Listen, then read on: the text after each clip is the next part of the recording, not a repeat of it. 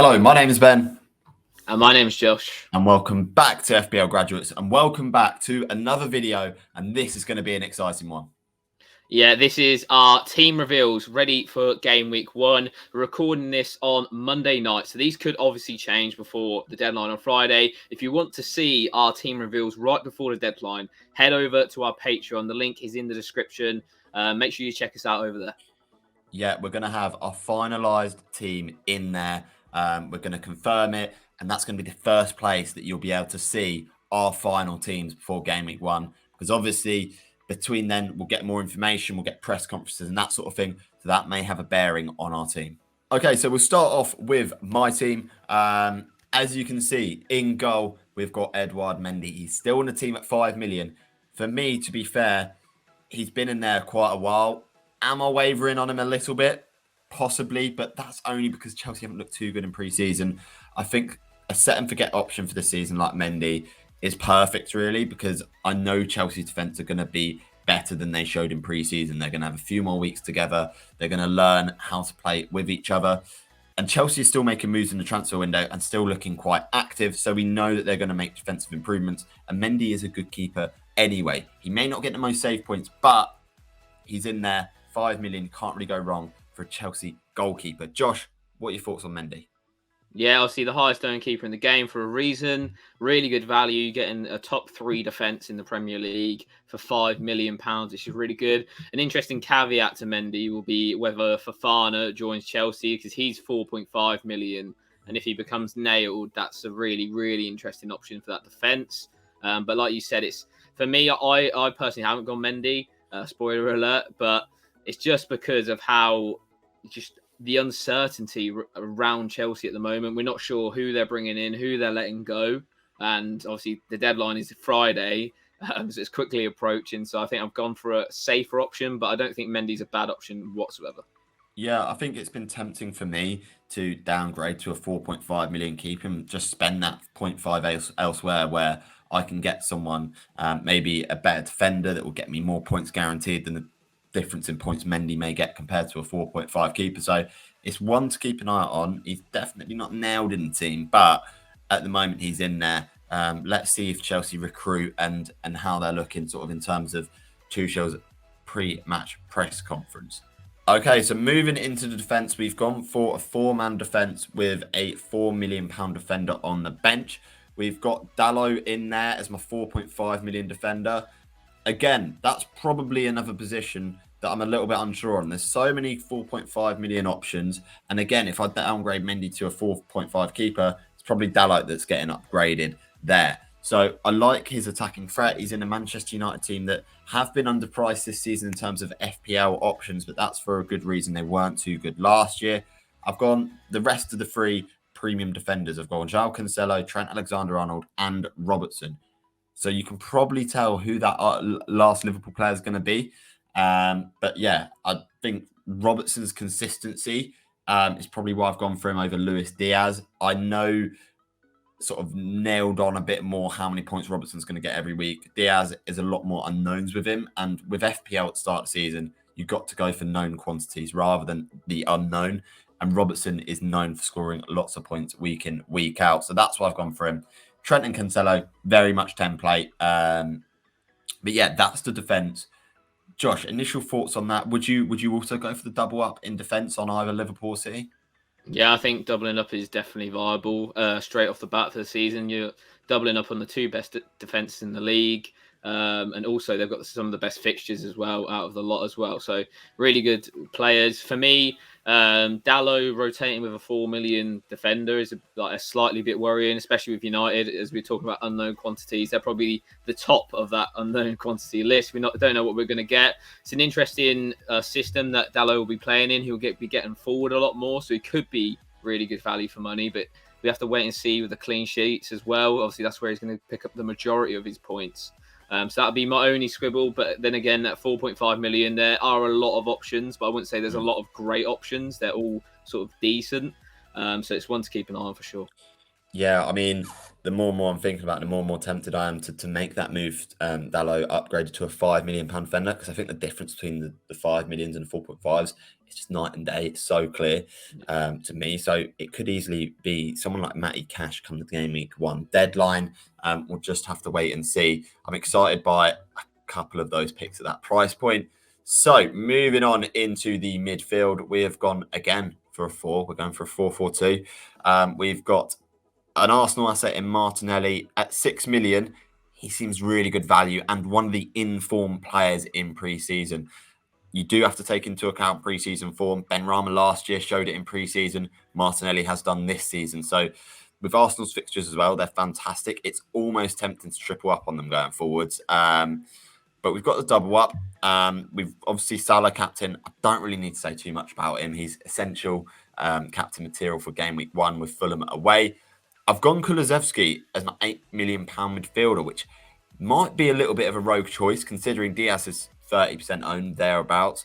I've gone Kulusevski as basically my cover for Son, Kane come in the first few weeks of the season. And I think Kulusevski, for me, starts most of the games in those first 5 or 6. I wouldn't be able to be confident to say he's going to start all of them, but I don't think Conte's going to start Richarlison over Kulusevski based on what we saw last season. Again, we know Kulusevski has great points per game in terms of FPL points, so that's why I've gone for him. And then I've gone for enabler Neto 5.5. Looking on it, like the midfield looks a little bit light, but we're kind of covering every price range within it. We've gone premium with Salah, mid-range Kulusevski, Neto and Martinelli is that mid-range option. I like Neto this season. I wasn't convinced on him to begin with, I'll admit, but as pre-season's gone on, I see he's playing. I see he's 5.5 million previous history. I think I'm tempted to lock him in. Josh, what are the thoughts? Is there an element of risk with this midfield?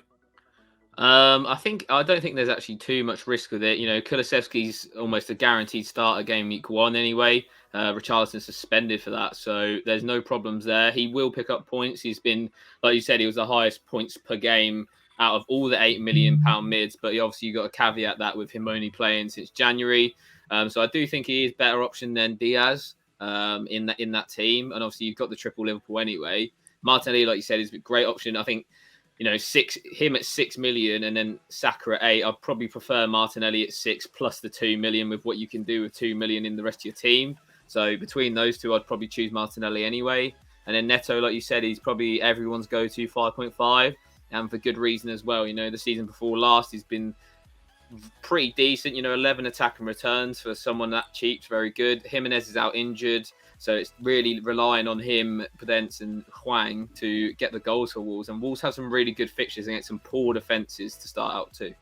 Yeah, for me as well. As long as sort of Kulusevski starts that opening match, it gives me the option definitely of playing around with the transfers a little bit with that £8 million price point. Like if we see, say, Mahrez get a few minutes in game week 1 against West Ham, which I think is a tougher fixture than Southampton at home, then there's always potential and possibility. I don't want to book in transfers, but I could move to Mahrez in game week 2 against Bournemouth at home, which is a fantastic fixture. And I think I could gain a lot from that. So I'm quite excited to hopefully be able to be in that position to do it. But I've just got to make sure there's as minimal sort of unknowns as possible in my team. So that's why I initially am thinking of no Dalot and no Mendy, because I want to just be as template as possible to be able to maximise that £8 million midfielder. Which I don't know about your thoughts with that, Josh. It's not technically booking in a transfer, but it's a strategy that I could take going into this season, where I do genuinely believe that we will sort of be rotating through those £8 million midfielders quite frequently. Yeah, it's an interesting one, because obviously there's so many options and there's so many like if, buts and maybes about pretty much all of them, to be honest. Like we've seen with like Maddison. Maddison was a great option last week. He's now linked to Newcastle and he's become a maybe option. You know, Kulusevski, you have got that risk with Richarlison, not in game week 1, but going forward, there will be some sort of rotation there. They're not going to buy Richarlison for 60 million and not play him. Diaz, you've got, again, maybe even a chance of rotation. We've seen Carvalho play as well on that left-hand side. Plus, you've got the fact that you probably could choose Robertson as well. And then obviously Mahrez, Grealish, those kind of guys, you know, minutes risks as well. So you got Mason Mount there. I know a lot of people are a fan of him, but then you got Chelsea, again, an unknown quantity. So there's lots of ifs and stuff like that with the £8 million mids. I have no doubt that they will become almost essential at some stage. It's just when really. So that's my only quibble with the £8 million mids. But I think you probably have picked the best one for Game Week 1. I think he's gone under the radar massively, and is a good way to cover those Spurs players, like you mentioned at the start, if you're not going with Son or Kane in your draft. Okay, and moving on to strikers and my bench. I think these guys up top are pretty locked in. Haaland and Jesus. I think the only thing that would stop me from going with Haaland is if Guardiola said in his press conference that he wasn't fully fit, then I'd probably move to Kane and move maybe Kulusevski on for someone else. But yeah, those two up front. Jesus, I think, is just too highly owned not to own at this point. 70% ownership. If he's not in your team and he scores, you're automatically looking like, here we go. You're gonna be chasing from literally the first game of the game week of the season. Like you're just going to be chasing the entire year if you don't have Jesus technically. And then on the bench, we've got Ward from Leicester, who could potentially be a playing £4 million keeper. I don't mind having him on the bench at all. We've got Williams, who again, £4 million defender, who's going to be playing hopefully for Forest. And then we've got Andreas, again, £4.5 million, and I imagine he'll play in that Fulham team. He's a good player, just have to come off the bench every now and then. And then I've got a £4.5 million dead striker spot, Lyle Taylor. I don't anticipate him getting too many minutes in this season, but that's overall how the team is looking. Josh, overall thoughts, any sort of spots that you go, I might change. If that was me, I may change a player. I don't think so. I think your strikers in your bench are pretty standard. I think a lot of people would have those sort of players. Obviously, we spoke about Mendy, Dalot, Kulusevski. They're probably your 3 sticking points. And obviously, depending on where and who you change, it could affect the other players as well. So it's interesting points, but the bench is quality. Obviously, very similar to mine as well. But yeah, it's looking good, mate. Right, so moving on to my team now.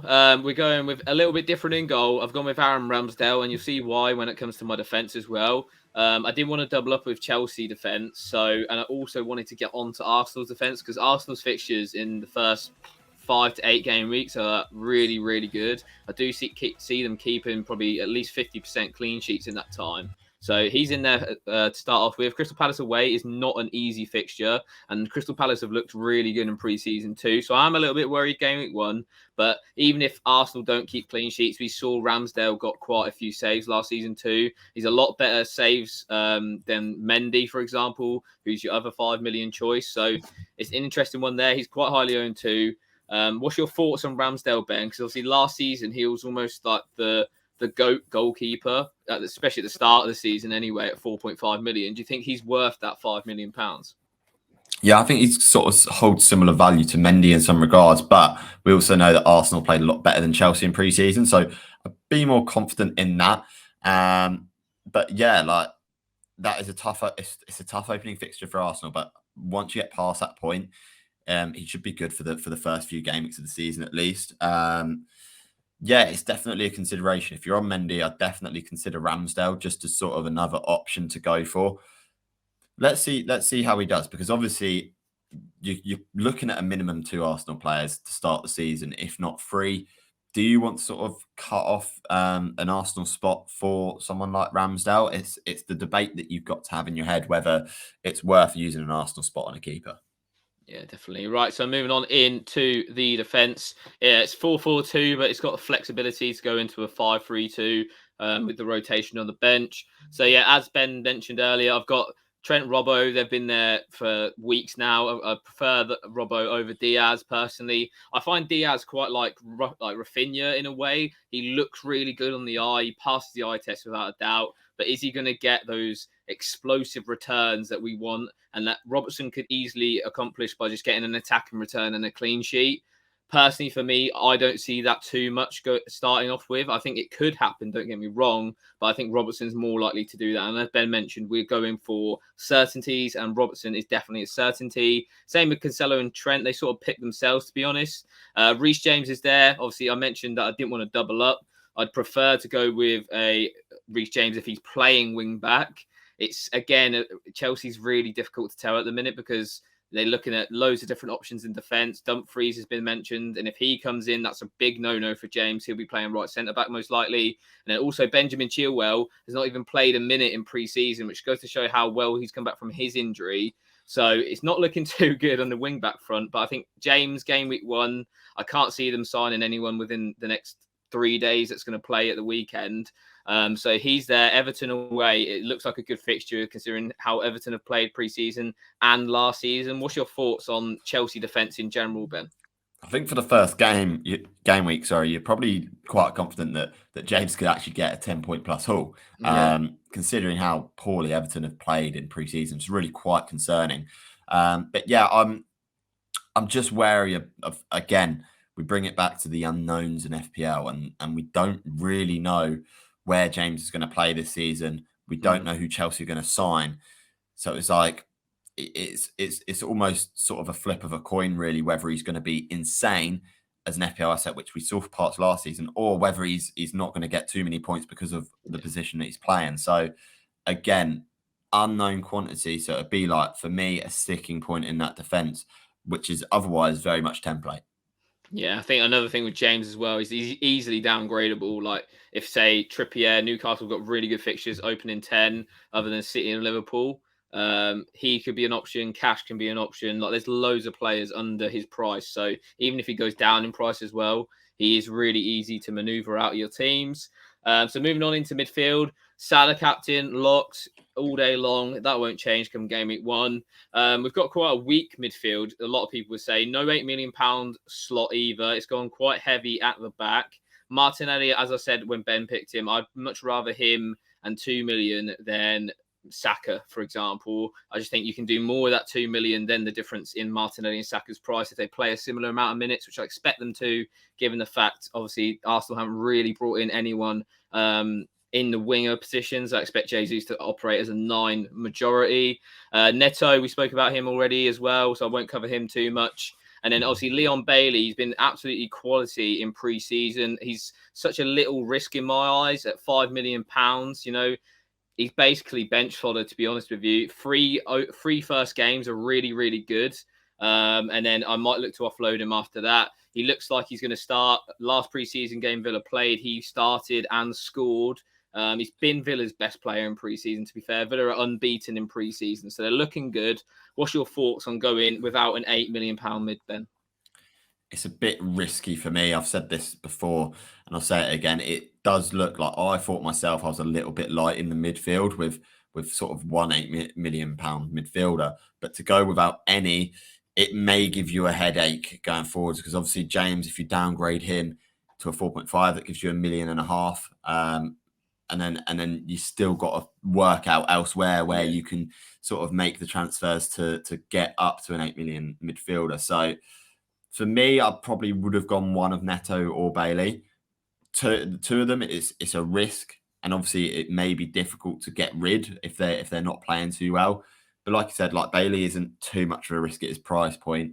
It's just seeing where the depth is coming from the bench now, as to how you're going to sort of get value out of that. Yeah, that's totally understandable. And to be fair, obviously going without an £8 million mid is a massive risk. Obviously, this is not confirmed by any means of the imagination. I will tinker over the next coming days. But for me, there's no £8 million mid that screams out to me and think, all right, I need to get that guy in my team. I think there's question marks over all of them, to be honest. The main one would have been Diaz, but then I just prefer Robertson over him. So it is a bit of a debate. Obviously, going without one, like you said, it is going to be hard to maneuver to them. The easiest way would be like James to Nico Williams, Martinelli to an £8 million mid. And even then, it's not looking too good. So that is something I've got to bear in mind come game week 1. And I'm sure I will tinker around with it and see what is best. Going up top, though, we're going with Haaland and Jesus. Same as Ben. Haaland's Community Shield performance, as I mentioned before, is probably made me want him more. He was just getting into stupidly good positions. Easily could have had 2 goals, 3 goals. And that was against Liverpool, who are the best defence in the Premier League, besides Manchester City. So yeah, he's in there. I wouldn't say he's locked. Don't get me wrong. I'll hear what Guardiola says, but I expect him to play. He looked pretty sharp, to be honest, against Liverpool. Jesus as well. He was in our players to avoid video earlier in pre-season. That was before he was priced at £8 million, and that was before he is owned by 70% of managers. Absolutely crazy numbers. What's your thoughts, Ben, on that attack? Yeah, I mean, in terms of the Community Shield, I actually preferred that Haaland didn't score because it means now that if he had scored, his ownership would have gone up again and it would have been even higher. So now we've hopefully got rid of a few managers from owning him because he didn't score. And looking at his XG statistics and the areas that he was getting into and the touch map, that it shows that he will get chances. And yes, Liverpool probably played to the strengths of Darwin a bit more than City did to Haaland, but they're still working on that system. And when it clicks, we know what happens with City. They'll steamroll teams. And I go back to it again. Bournemouth Gameweek 2. That could be a serious point for Haaland. Yeah, it's going to be very interesting to see how they do against West Ham. West Ham are no pushovers by any means either, but they are struggling a little bit pre-season, so it'll be interesting to see how that game goes. So moving on to the bench, as Ben mentioned, he wants to see how it affect the rest of the team. Danny Ward is a great option currently, £4 million. Rodgers seems to be favouring him. Schmeichel could be leaving, so yeah, it's just going to be a good option. Whether he will keep that many clean sheets, we'll wait and see. Leicester have been such a poor defensive side for a couple of years now. So we'll wait and see on that.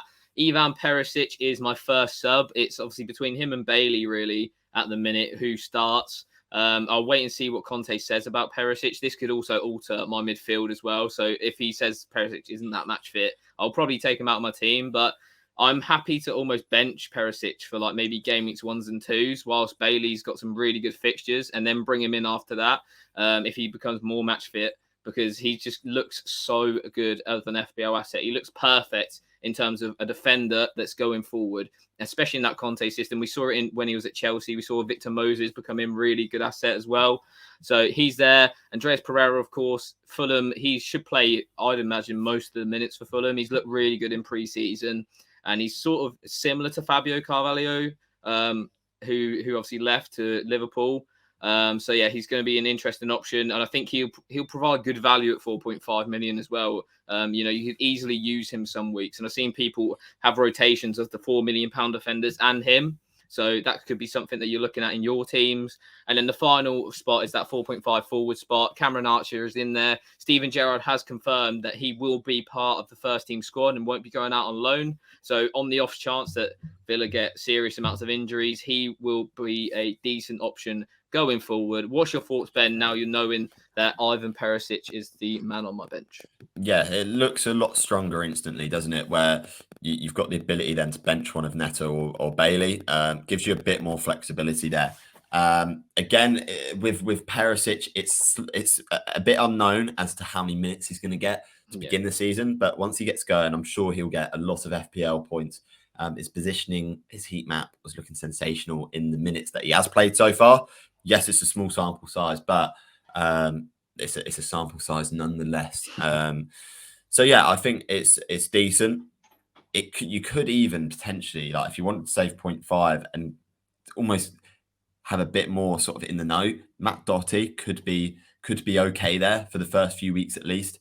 Again, it's just rotation with Spurs. They've got a lot of new players and a lot of competition for places. So let's see how they play it out. Okay, so that rounds up our final FPL drafts. We hope you enjoyed the video. Let us know who's in your FPL team and how's it shaping up for the Game Week 1 deadline. Yeah, and remember, if you want to see our final team reveals, go check out the Patreon. We'll also rate your team too. Unfortunately, we can't rate everyone's teams because there are so many of you, which we're massively grateful for. So if you do want to support the channel, make sure you check it out. The link will be in the description. And yes, guys, as per usual, I've been Ben. I've been Josh. And we'll see you guys later. Have a good game week, everyone.